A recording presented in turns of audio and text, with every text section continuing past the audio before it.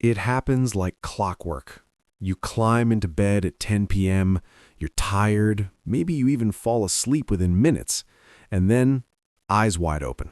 It's 3 a.m. You try to roll over, you try to get comfortable, you count sheep, you stare at the ceiling, you check your phone, and suddenly your brain is racing like it's the middle of the afternoon.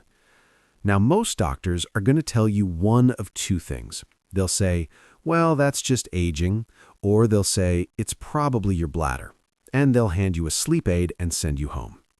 But I've been a specialist in senior health for over 30 years, and I can tell you with absolute confidence that in the vast majority of cases, it is neither of those things. That 3 a.m. wake-up you keep experiencing, that is not a bladder problem. That is not just getting older. That is your body sending you a very specific SOS signal, and that signal is coming from your liver. Stay with me, because today I'm going to explain exactly what's happening inside your body while you sleep, because once you understand this, everything clicks. Your liver is what I like to call your body's backup battery. During the day, when you eat, your liver stores a form of sugar called glycogen. Think of it like charging a battery. Your body does this so that while you're asleep, while you're fasting for 7 or 8 hours, your brain still has a steady, reliable fuel supply. Here's the problem. After age 60, that battery doesn't hold a charge the way it used to. The liver's glycogen storage capacity decreases. The efficiency of how your body accesses and releases that stored fuel changes. It's not a disease, it's not something you did wrong. It is simply a biological shift that happens with age, and almost no one talks about it. So, here is what happens at 3 or 4 a.m. Your liver, which has been slowly releasing stored fuel all night, starts running low. Your blood sugar begins to drop, and your brain, which is extraordinarily sensitive to any drop in fuel, detects this and immediately interprets it as a threat. Your brain doesn't know you're safe in your bed. Your brain just knows danger, emergency. So it triggers a surge of cortisol. That's your primary stress hormone, the same one that floods your body in a genuine emergency. Cortisol is a powerful chemical. It raises your heart rate, it sharpens your mental alertness, it pulls you out of deep sleep and into full wakefulness. That jolt you feel at 3 a.m., that racing heart, that spinning mind, that feeling that something is wrong even though you can't explain it, that is a cortisol spike. And that cortisol spike is being triggered by your liver running out of fuel. You are not awake because you're rested. You're awake because your body thinks it's in survival mode. And here is the most important thing I want you to understand. This problem has a solution. A very simple one. Let me tell you about a patient of mine. I'll call him Arthur. Arthur came to see me at 68 years old. He was exhausted, not just tired, bone tired. The kind of tiredness that sleep doesn't seem to fix because sleep keeps getting interrupted.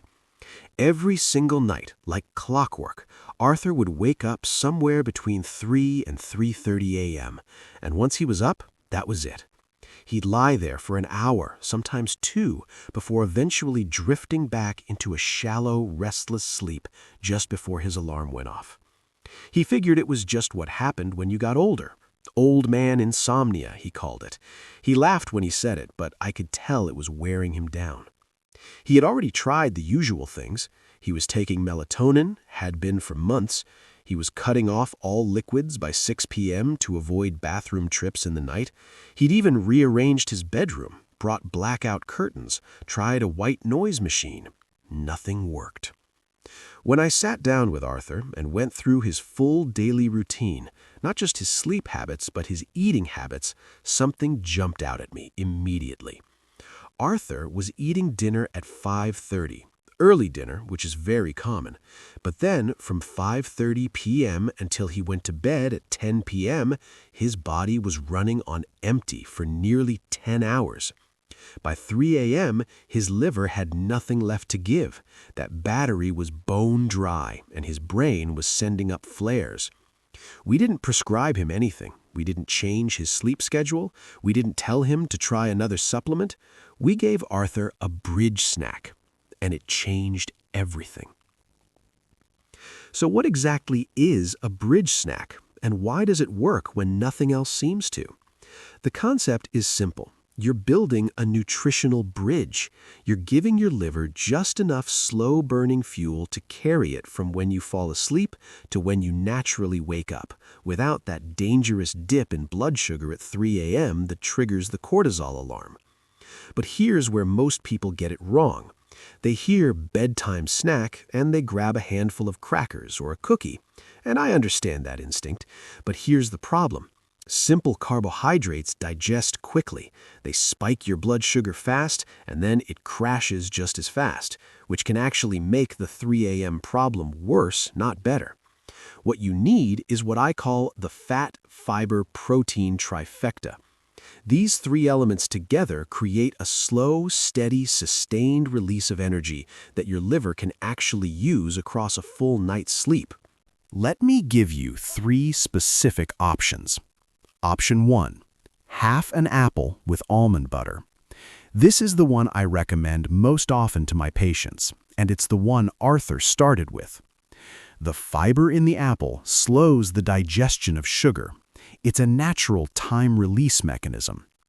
The healthy fats in the almond butter signal to your liver that fuel is available and keep it satisfied for up to 8 hours. Together, they hit all 3 elements of the trifecta. And it tastes good. That matters. Option 2, a small handful of walnuts. Walnuts are remarkable for sleep. They're one of the very few food sources that naturally contain melatonin.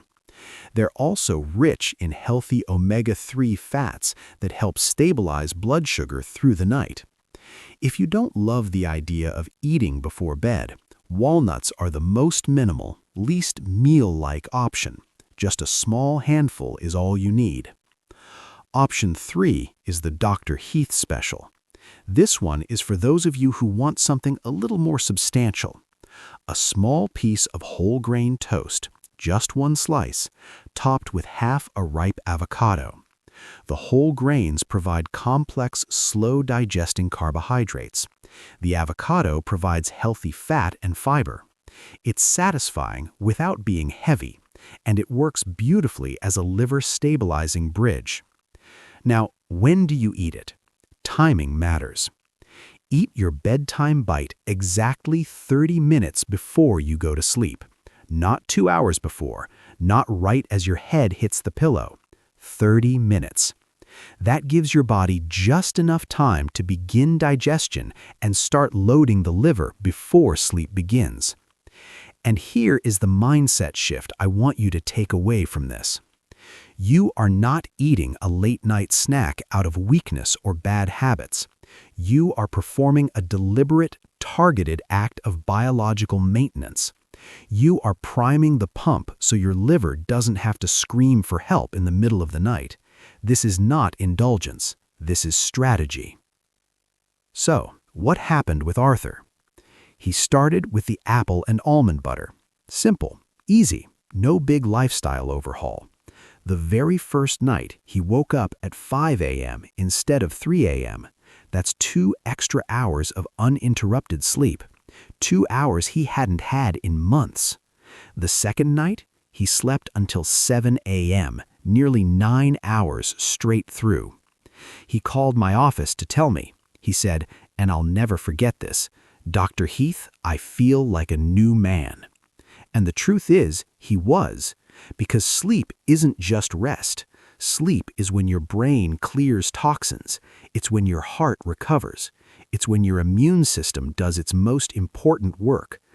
Every hour of sleep Arthur got back wasn't just comfort, it was healing. If you're tired of the 3 a.m. ceiling stare, I want you to try the Bedtime Bite tonight. Pick whichever option sounds most appealing to you. Keep it simple. Give it at least 3 nights before you judge the results. Your body needs a little time to recalibrate. Remember, your body is not broken. It is not betraying you. It is doing exactly what it was designed to do. protecting you. It just needs the right fuel at the right time. I'm Dr. Neal Heath. If this video helped you today, I want to hear from you. Leave a comment below and tell me, what time do you usually wake up? I read every single comment, and your answer actually helps me understand what topics to cover next. And if you know someone who is struggling with their sleep, please share this video with them. You might just give them the best night's sleep they've had in years. Sleep well. You've earned it.